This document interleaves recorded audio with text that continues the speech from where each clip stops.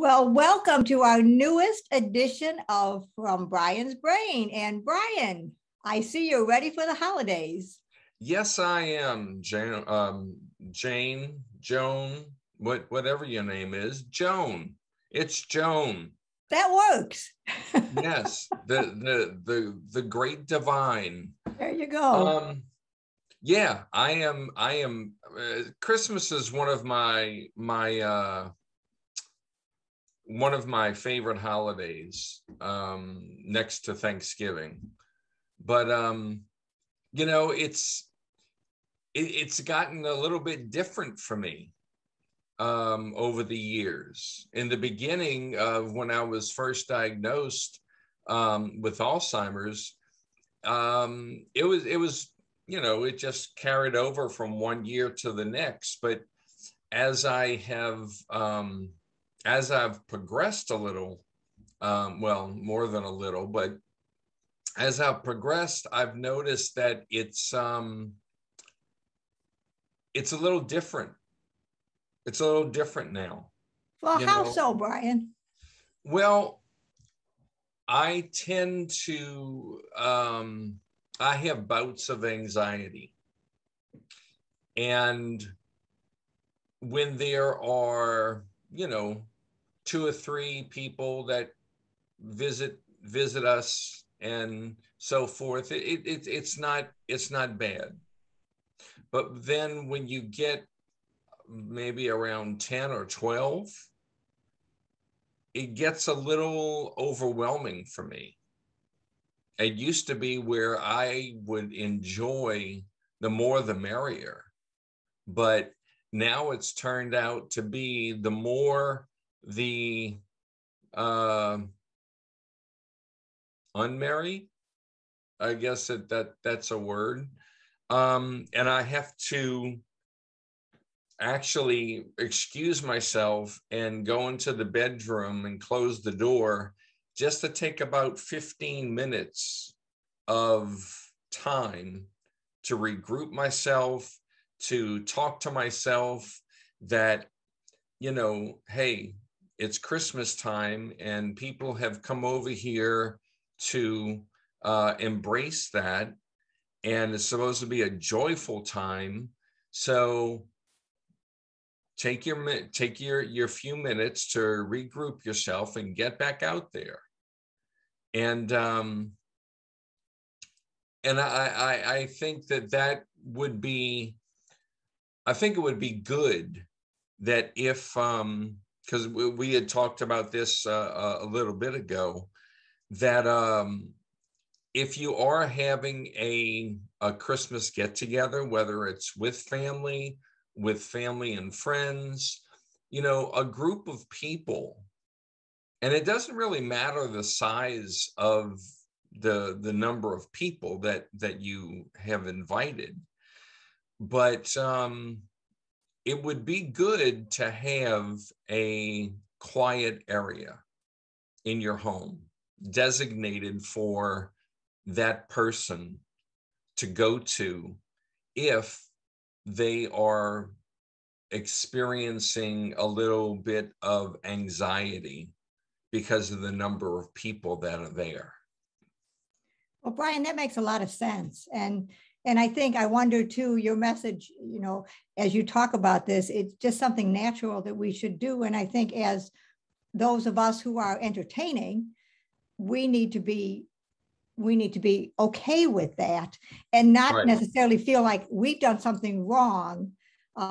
We've only done something wrong if we don't honor that need. Exactly. And if you are planning something, and you go through your guest list and so forth, excuse me, it wouldn't be a bad thing to get in touch with the care partner or a family member who's coming and bringing with them the person that's living with a dementia-related illness, to tell them beforehand, if Mary gets starts beginning to show some anxiousness, it's not you, it's not the party itself. It's just that there's a lot of people, there is a lot of conversations going back and forth. And I mean, let's face it, it's even difficult sometimes for a person that doesn't have any type of dementia following all the conversations. It just gets overwhelming. I So think you're absolutely, yeah, I think you're yeah, absolutely right, Brian. I think many of us have learned just as we've gotten older that simple can be better. That I don't have to have 5 different vegetables and 8 different salads and 4 different potatoes. I can have a very simple meal that takes the stress off of the host or hostess. And right. also, I think from what you're saying, takes the stress off of our guests. Yes, yes.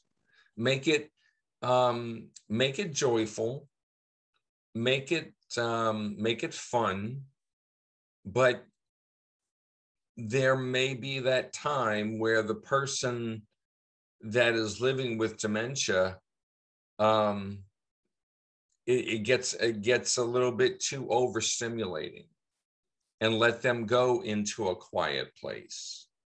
And the last thing you need is for them to go into the quiet place and then, have people going in, are you okay? Is everything okay? It's like, just leave them be.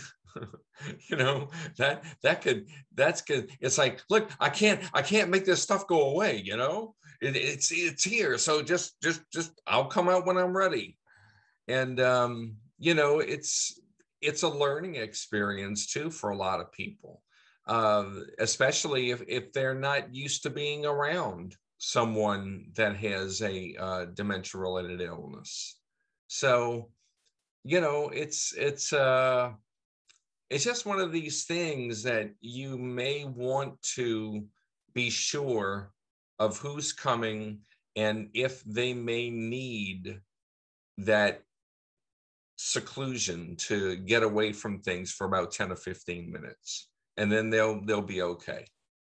I think that's wonderful advice, Brian. And I love your reminder to, if you go someplace for quiet, let me have the quiet. Yeah. Yeah. That was the whole reason. Well, Brian, as we kind of wrap, this is a wonderful message, and I think it's so timely for the holidays. Can I ask you, Brian, do you have a Thanksgiving wish that you would like to share with us? Well, during Thanksgiving or the Thanksgiving holiday, we all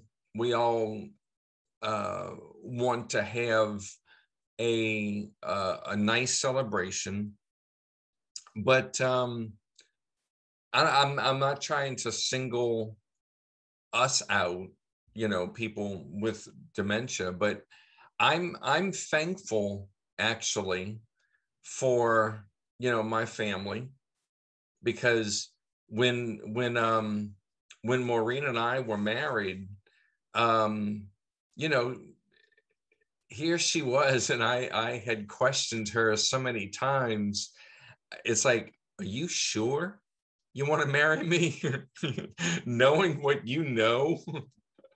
But it wasn't just her that embraced me. She has two grown daughters, one of which has my mini me, which is Emma, and what makes her and I a little unique is that Emma's deaf and she has cochlear implants, and she and I we could go off in a corner and just have a ball. We can just be laughing or, listening to, because she loves music too. She loves the dance and so forth. She's 4 years old. But her family, Maureen's family, just embraced me, knowing that I had Alzheimer's, and they had never been around someone that had that before. So they learned, as well as other people, how to communicate with me. Don't treat me any different than you would anybody else. I like to laugh just like the next person does. I like teasing. I like cracking jokes. And if you want to crack jokes with me, I mean, that's totally fine. So I guess don't take the person out of their comfort zone and put them in a corner because you want them to be safe in that corner. Well, being over there in the corner, that ain't no fun, you know? What are you going to do? You're just going to sit there and say, wow, they're having fun over there. I wonder what they're laughing at. Are they laughing at me? Did they just make a joke about me? What? You know, and your head starts playing these head games and all this. Just go, treat everyone equally. If you want to make the person that's living with more comfortable, go sit next to them and talk to them. You know, it's that simple. And don't forget the presents. I love presents. Well, as always, Brian, I am thankful for the pearls of wisdom that come from you, my friend, in our episodes of From Brian's Brain. And I look forward to our next one, hopefully another holiday tidbit that you'll be sharing. Maybe we'll get you to sing for us. Oh, you know what? That right before I got on here, and I almost was late, I was listening to Music Choice and listening to holiday songs, and I was singing right along with them. And the last song that I heard was "I'll Be Home for Christmas," and I had to stop it. So. Well, what a wonderful way to end this episode, and a little sneak preview maybe to the next one. You never know. You never know.